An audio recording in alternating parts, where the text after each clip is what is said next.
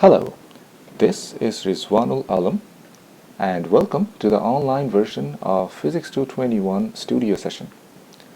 I should tell you beforehand that this is my first time attempting something like this. I know first it would be rough, but over time I'll try to get better. The goal here is to discuss a few concepts that you would need for the lab. Hopefully, in the process, you would have a better understanding of experiments and some key ideas in basic physics. This week, our studio session is about the properties of gas and change of phase of matter. We're going to look into Charles' law, Boyle's law, specific heat, and latent heat. So first, let's talk about Boyle's law. So let's assume that we have a box and inside we have gas molecules. So these molecules are moving randomly in all the directions, and this is a very disordered system. So the velocity of this gas particles are very random and very disordered. So let's say this particle is going this way, this particle has velocity this way, this one has velocity this way, this one this way. So there is no order, and whenever we have a gas or a system that consists of gas, we have some properties which we call macroscopic properties. So macroscopic properties, and these properties are like pressure, which we will denote with P, volume we will denote with V, and temperature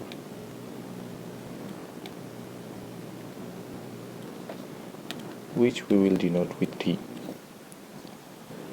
So the pressure is a collective effect of these gas molecules colliding with the wall. So all these molecules are moving in random directions, but eventually some of the molecule will hit the wall, and the collective effect of these collisions with the wall is pressure. And the volume is actually the volume of the system or the volume of the box. The temperature you will see in the manual or in your readings. The temperature is the average kinetic energy of these gas molecules. So the absolute temperature, which we will denote with T, and the unit of this absolute temperature is Kelvin. And the definition of absolute temperature of any substance is that the absolute temperature is proportional to the average translational kinetic energy associated with the random motion of molecules of the substance. So first we are going to talk about Boyle's law. So Boyle's law, and here if you fix the temperature, so let's say for this example, let's say our temperature is fixed, so temperature is constant. So we are not allowing any heat to get into the system or get out of the system. So the box is pretty much insulated. And if your temperature is constant, then your pressure of this of the system is equal to some constant over the volume. So the pressure and the volume are inversely related. Another way of saying the same thing is pressure is proportional to the inverse of the volume. So if your pressure, if your volume is small, then your pressure is very high. And if your volume is if you have a big system, if you have a big box, and if you don't have a lot of gas molecules, then your pressure will go down. So the inverse relation will look something like this. So let's say we have volume in the x direction and we have pressure in the y direction, and the relation between pressure and volume will look something like this. It's an inverse relation. So if your volume is big, you have a big volume, then your pressure will be low. So this is your pressure and this is your volume. And if your volume, let's use another color. So if your volume is not very big, so if you have a small box and inside you have a lot of gas particles, then your pressure will go very high. So in the x-axis we have volume, so this will give you the volume and this will give you the pressure. And we're gonna look into this phenomena inside the PhET simulation. But first, let's talk about Charles' law, and then we'll go to the PhET simulation and see how these laws will manifest in a real system. So now I'm gonna try to explain Charles' law. Oops, let's change the color again. So Charles' law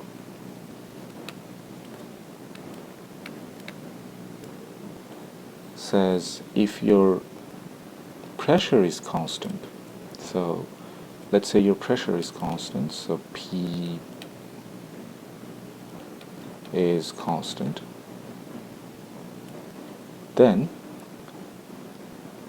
your volume of the volume of the system is proportional to the temperature. So volume of the system is proportional to the temperature, or another way of saying it is volume will be equal to some constant, let's call it K. So some constant K times the temperature, and this is a constant. So this looks like an equation of straight line. So it will look something like this. So if you have your absolute temperature in the x direction and your volume in the y direction, so then it would look like a straight line. So if your temperature is high, then your volume would get bigger. If your temperature is low, then your volume would get high. Volume would get low, sorry. So let's go to the PhET simulation and see how it looks. So here we have a box. You can see we have a box and we can change its volume, and we have a thermometer, and the thermometer will give you the temperature in absolute temperature scale, which is Kelvin. And we have a pressure gauge. It will give you the pressure. And we have a system, and you can put heat. You can heat the system, or you can cool down the system. So we have some way of putting heat into the system or extracting heat out of the system. So let's pump some particles into the system. So you see the gas molecules or gas particles are all moving in the random direction, and they're colliding with each other, and they're also colliding with the walls of the box. And we have temperature here. You see the temperature is 300 Kelvin. We have some pressure which is 7 or 8 atmosphere, and we have a volume. So let's check the width. So width will give you the sense of volume. So if you change the size, if you change the width of the box, your length and height are constant, but your width is changing, so in a way your volume is changing. So let's fix the temperature first, because we're going to demonstrate the Boyle's law. So if your temperature is fixed and all you can change is the volume, so look at the pressure here. So now it's like something between 8.3 and 7.6 or something. So if we change the volume, you see the pressure went up. It's 15.7 or 9 atmosphere. So the volume of the box, I reduced it, so the pressure goes up.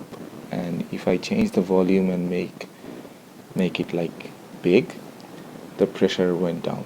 So they are inversely related, and this is a demonstration of Charles' law. Now we can try to demonstrate the I said Charles' law, but it's Boyle's law. So this is the demonstration of Boyle's law.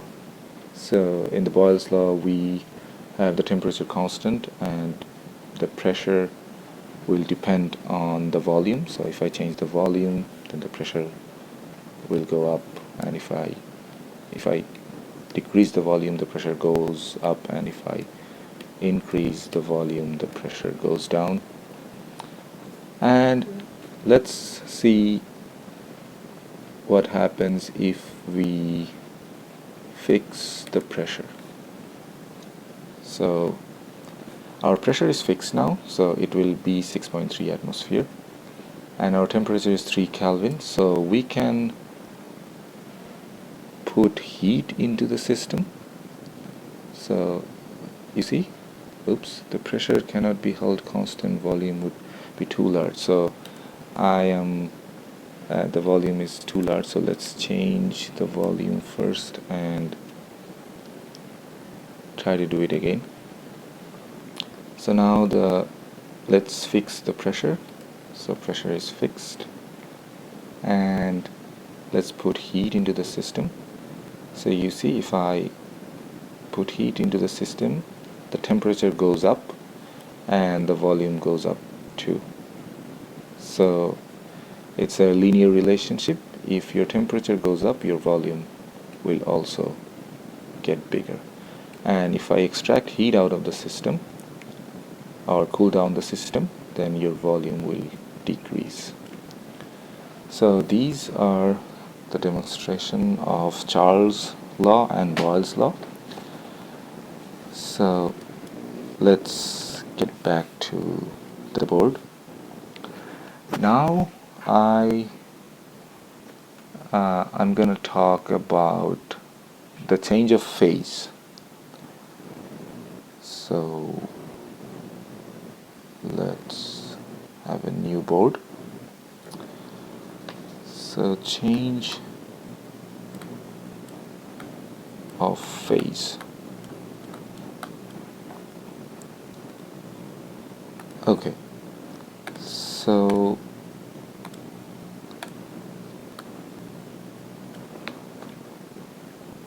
So to understand the change of phase of matter, we will talk about the specific heat and the latent heat.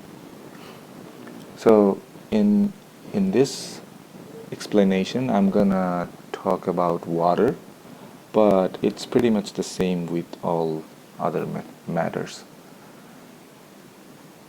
So what is a specific heat? So specific heat. So specific heat is the amount of heat that you have to put into a substance of matter to make the temperature increased by 1 degree Celsius. So what do I mean by that? So let's say you have a bucket of water and the temperature now is, let's say it's 10 degrees Celsius. So I'm using Celsius again because we will talk about the change of never mind.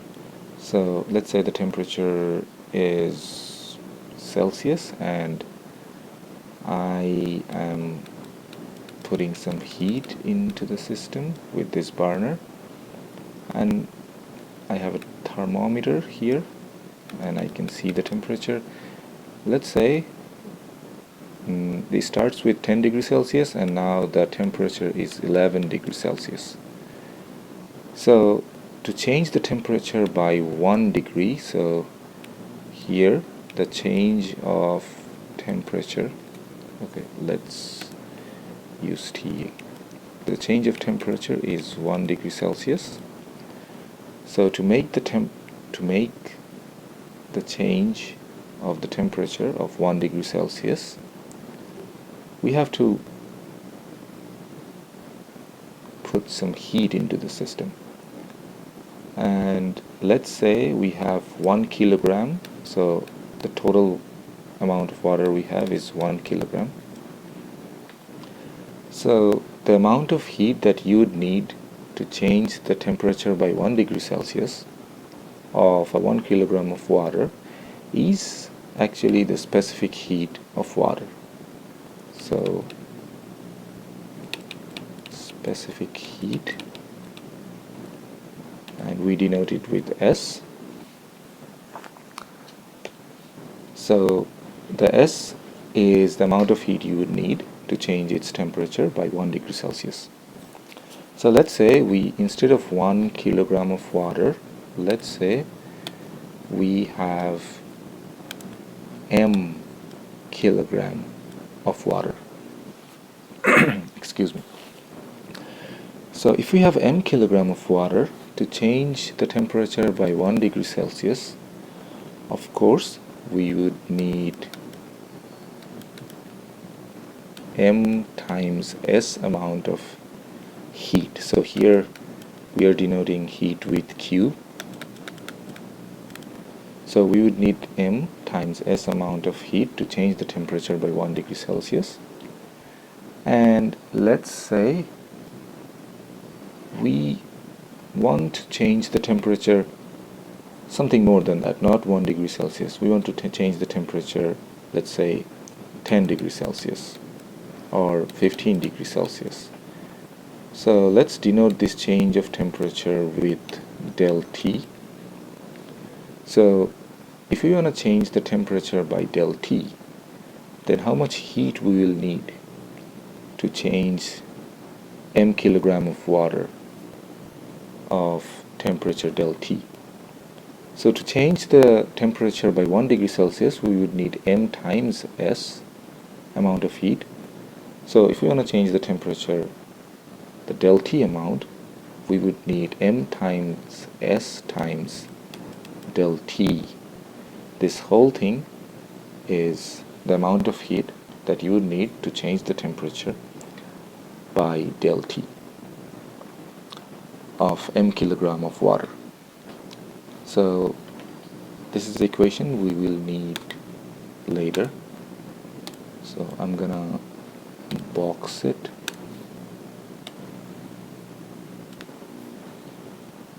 And here the mass m, the unit of mass is kilogram, and the unit of del T is in Celsius here, but you can also use Kelvin. The reason behind it is the change of 1 degree Celsius change. 1 degree Celsius change is actually equal to 1 Kelvin change. So these scales have different starting point. So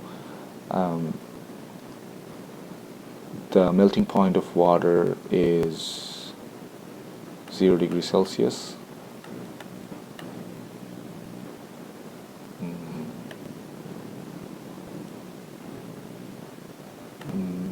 Melting point of water. I'm gonna erase it for now, and I'll write it later. So in Celsius scale, the melting point of water is 0 degrees Celsius, but in Kelvin scale, the melting point is 273 Kelvin, and the boiling point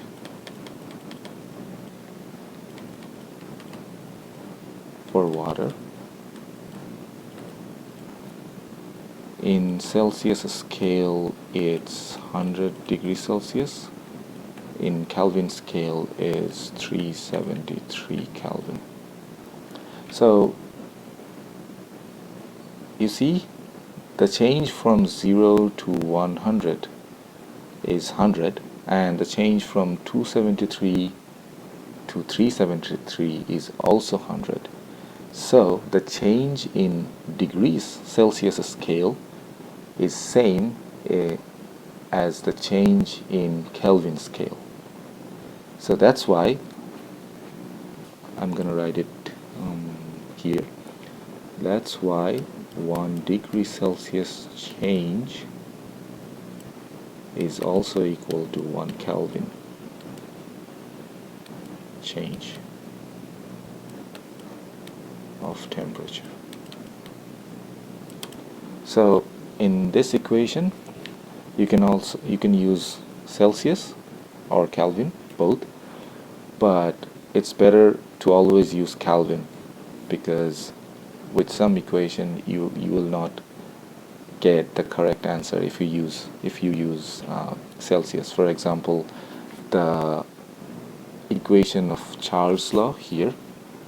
So here the temperature is in Kelvin scale.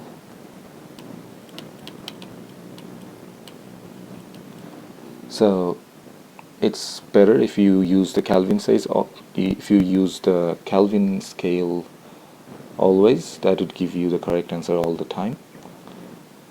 So, but for this equation, you can use either one, the degree Celsius or Kelvin scale. And your unit of S is joule. Well, I'm gonna short it with J.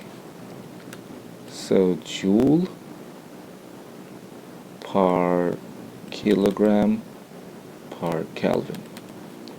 So this is the unit of S, and the unit of Q is joule, the unit of energy. So you see, so you see the amount of heat you will need to change the temperature by 1 degree Celsius is your specific heat. But I only talked about water, so this specific heat concept is applicable if your phase of the system hasn't changed yet. So to change the temperature of water from 10 degrees Celsius to 11 degrees Celsius, you will need the amount of heat. You'd need some amount of heat, and that amount of heat is the specific heat of water. So for water, the specific heat, let me pull it up. So for water, the specific heat is water is 4200 joule per kilogram per Kelvin. So it's only for water. It's not for ice, not for water vapor. It's only for water. So now let's talk about the change of phase. So let's say you have some amount of ice cubes,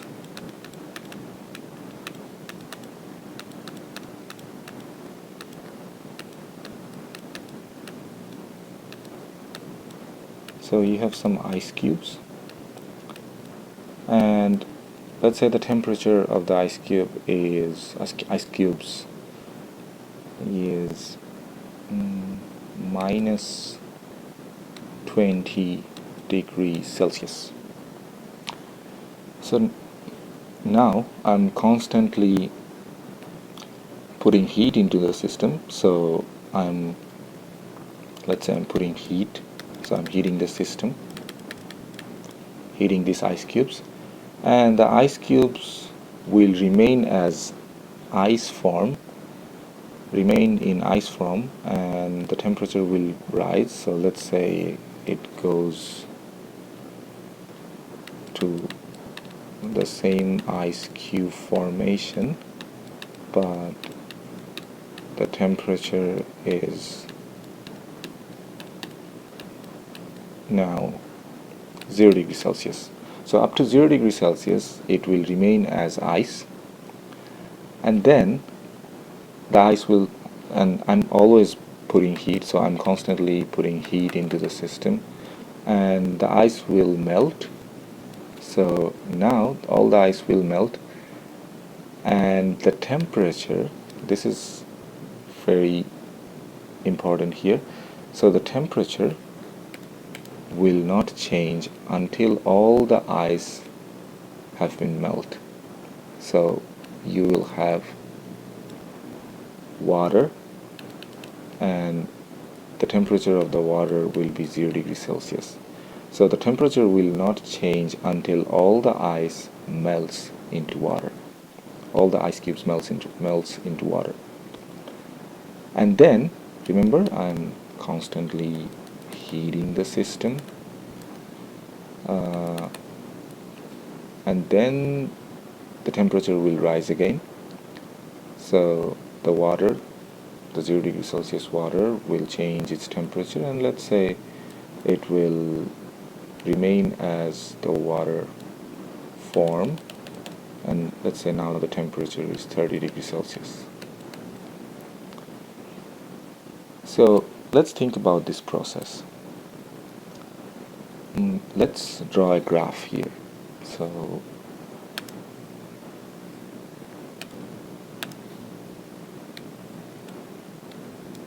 in the x-axis, I'm gonna denote the x-axis time, and the y-axis represents the temperature.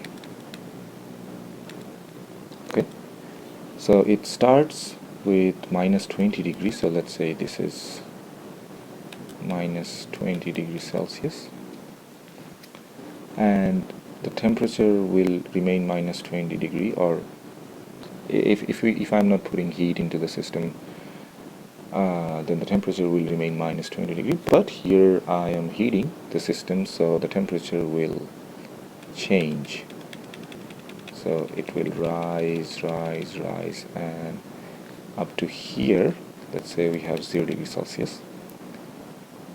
And remember, I said until all the ice cubes are melt, the temperature will not change. So over time the temperature will remain constant, which is 0 degree here, and after all the ice cubes have been melted down into water, then the temperature will start changing now. So now the temperature will change again. So let's say here we have 30 degrees Celsius. So in this region, in this region, so from here to here, the water, so the ice cubes are getting heat, and they're like absorbing heat, and the amount of heat to change these ice cubes from minus 20 degrees Celsius to 0 degrees Celsius. So let's say the amount of ice cubes we had m kilogram of ice cubes. So the amount of water will also be m kilogram. So here in this region, let's say so if I ask you what is the total heat that the ice cube absorbed from changing to minus 20 degrees Celsius to 0 degrees Celsius. So let's say we have the total heat is Q1, and let's ask you this. So what is the change, or how much heat that the ice cubes how much heat that the water, so here we have water and here we have ice. So if I ask you how much heat that the water absorbed from changing the temperature 0 degree to 30 degrees Celsius, and that was Q, let's say it was Q3, and what is the heat that was needed to change the m kilogram ice cube to the m kilogram of water? So let's say the heat is Q2. So how can we express this Q1, Q2 and Q3? So we need something different from specific heat, because in the concept of specific heat, you see the temperature was changing from some degree Celsius to some other temperature. So the Q was expressed with m times s times del T, but here in this region, the temperature wasn't changing at all. So we need something different, and that property or the quantity is called the latent heat.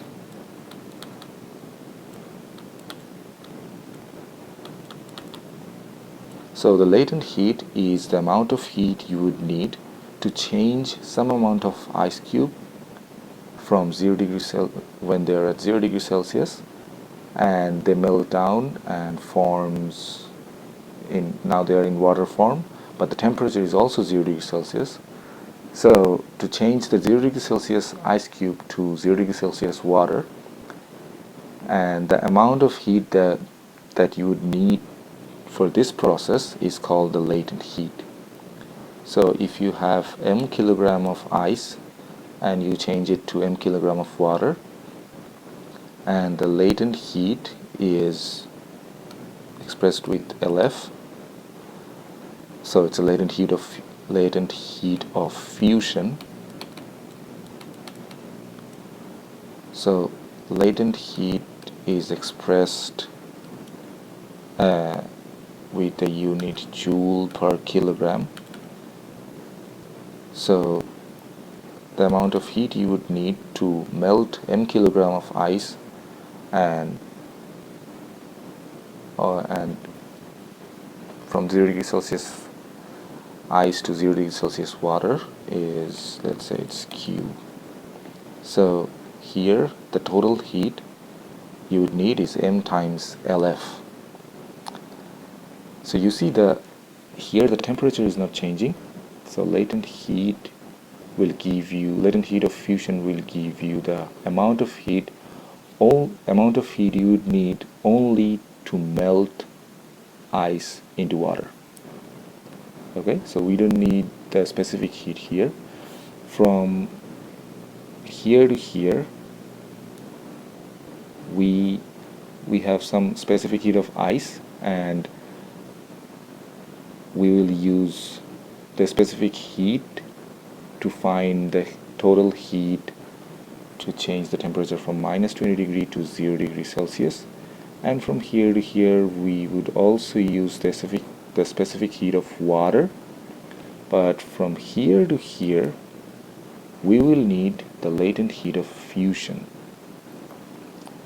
Okay, so let's write down how much heat we would need for this process.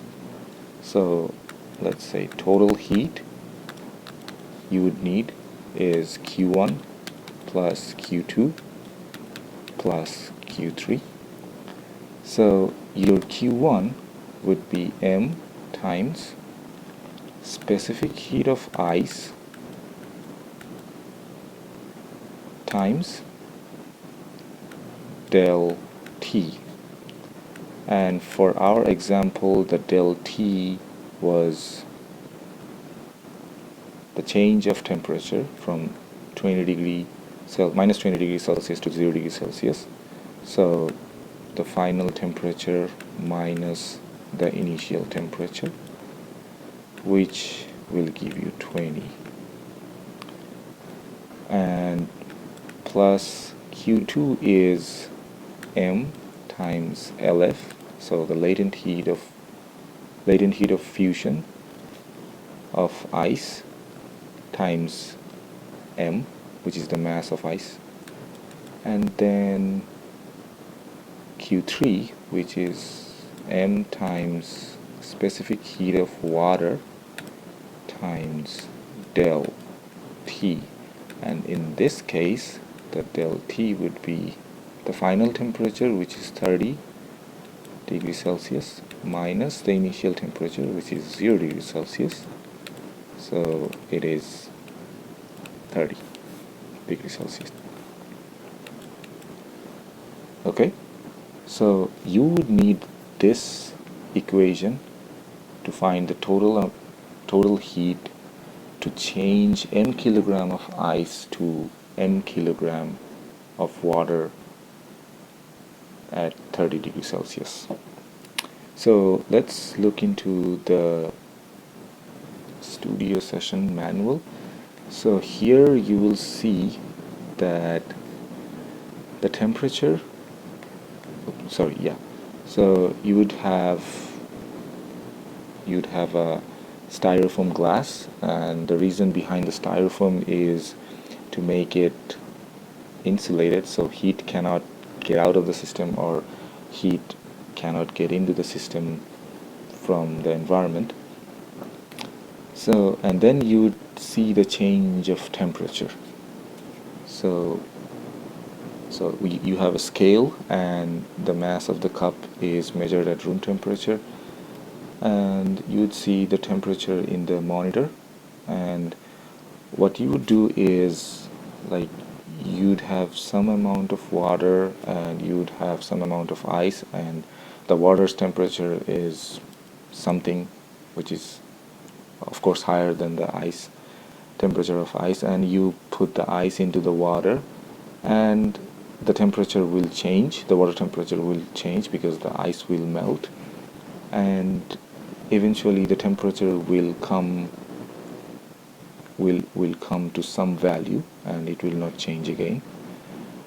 And then you would put all the information like mass of the cup, mass of the water, mass of the water plus cup, mass of the water plus ice plus cup here, and from there you can find the mass of the water and mass of ice, and the temperature change from something T, which is the initial temperature is Ti and the final temperature is Tf.